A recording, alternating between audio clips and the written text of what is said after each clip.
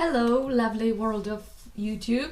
Today I want to talk about some of my favorite plays or books that I've read in the past couple of months. Because what's a better way to procrastinate than talk about your favorite things, right? Let's start with a play, Via Dolorosa by David Hare. I'm actually cheating here a little bit because I didn't read it, I actually saw it. And that's also the medium that I recommend if you can get your hands on this DVD. I found it on eBay. Via Dolorosa is a play by David Hare. It's a monologue that talks about Israel and Palestine. He wrote it in the 90s, so I guess it's probably a little bit dated. But I mean, he just describes his experience, the people he met, and what they said to him. So I feel like it's something that for sure still can be relevant. I actually don't know much about the topic. I have to educate myself more, and this actually inspired me to do so.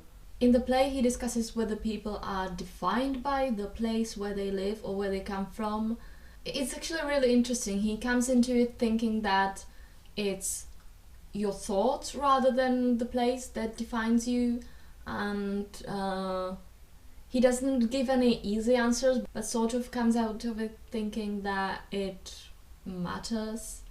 I mean, it's not black and white. I actually watched it with a friend and then we discussed for quite a long time what is it he's trying to say with the play. And the thing is, it's really not easy to define. He sort of says it's more complicated. Yeah, so I think it does what all good plays do, that it sort of doesn't give you any easy answers, but makes you think about the problem from multiple points of view. He actually performed the play himself. That's what this DVD is. It's the recording of his performance on Broadway. Obviously he's not a performer, he's a playwright, so it's incredible to see him on stage. He's kind of awkward, but also because he's written it and he really believes in what he says, there's a lot of truth in it, so yeah, it's very interesting. Also, in my book haul a couple of weeks ago, I mentioned a book where he talks about his experience doing it, so I'll link it somewhere, and I definitely recommend that book as well. It's called Acting Up.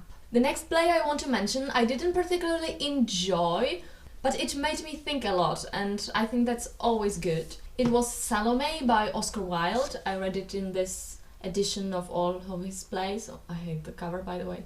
If any of you read Salome and you got it, let me know, please explain. I'm confused. It's a symbolistic play. He originally wrote it in French, and I sort of understood some of the symbols. Some of it was quite straightforward, like there's a lot of repetition. They keep talking about the moon, how it's white tonight and shiny, how it's particularly shiny. And then they say Salome is so pale and she's like the moon, and they can't stop staring at the moon and at Salome. But I mean, there's this old, weird, ugly, crazy prophet, and she comes to him and she says, "Oh, I love you so much," and then "I hate you so much," and that's like incredibly long monologues. And after that, her king stepfather, who also stares at her very lustfully as everyone else, asks her to do a dance for him, and she can ask anything in exchange, and she asks for the head of this prophet, and I don't understand it. I don't know why. I know this is a biblical story, but I think it's Wilde who introduces this whole sexual aspect of the whole thing. I'm confused, very confused. But also it was so interesting, I wanted to mention it. Other than that, I also recently reread Hedda Gabler and a couple of other Ibsen plays, and I realized I've read almost all of them now, or seen. So I was thinking maybe I could do a video all about Ibsen, or like a series about other playwrights as well, introducing their work and sort of telling you where to start. Let me know if you would be interested, and I might do a series like that. I didn't recently have too much time for fiction or like non-theatre themed reading, unfortunately, because I'm studying a lot for my master's thesis currently, which is not going that well, but don't tell my teacher. So as a sort of casual read, I've just been rereading a series of unfortunate events. That's the sort of intellectual level I'm at. But I also really enjoyed this little book I read kind of randomly. I didn't really know what I was buying. I really enjoyed his novel The Humans, which I bought as a birthday present for my brother and sneakily read it before I gave it to him. And in The Humans, there were a couple of lists that were really inventive and lovely, so I thought, Reasons to Stay Alive, that will be an uplifting read. Well, kind of. It's about his journey with depression and anxiety, so most of the book isn't really that uplifting, but the way he talks about those mental health issues is actually kind of reassuring in a way.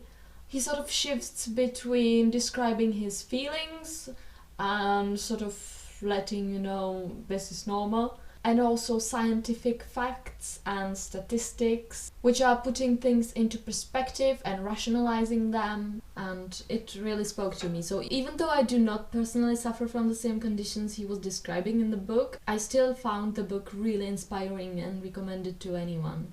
And lastly, I want to mention a book I don't own yet, but it recently came out and I adore it from what I've seen online. It's called Curtain Call, A Year Backstage in London Theatre 2016. It is a little bit expensive, so I have to find a reason to justify the purchase. It is a book of photographs from backstage in London Theatre in the last season. I've seen some photos they have on their website, and also my friend bought it, and so she took photos of the pages with my favorite actors and sent it to me. I don't know much about photography, but I think those honestly are really great photographs. So not only there are people I liked in it, or it's backstage from productions that I've seen, but the photographs themselves are just wonderful and sort of aesthetically pleasing. So I will leave a link for that below so that you can check it out. I have to buy it, haven't I?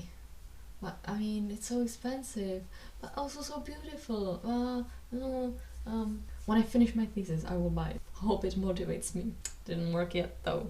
And that's all. I also want to talk about a few of my favorite TV and radio shows, but I feel like this is already gonna be quite long, so I will make a separate video about those. So stay tuned for that, it will come very soon. Bye!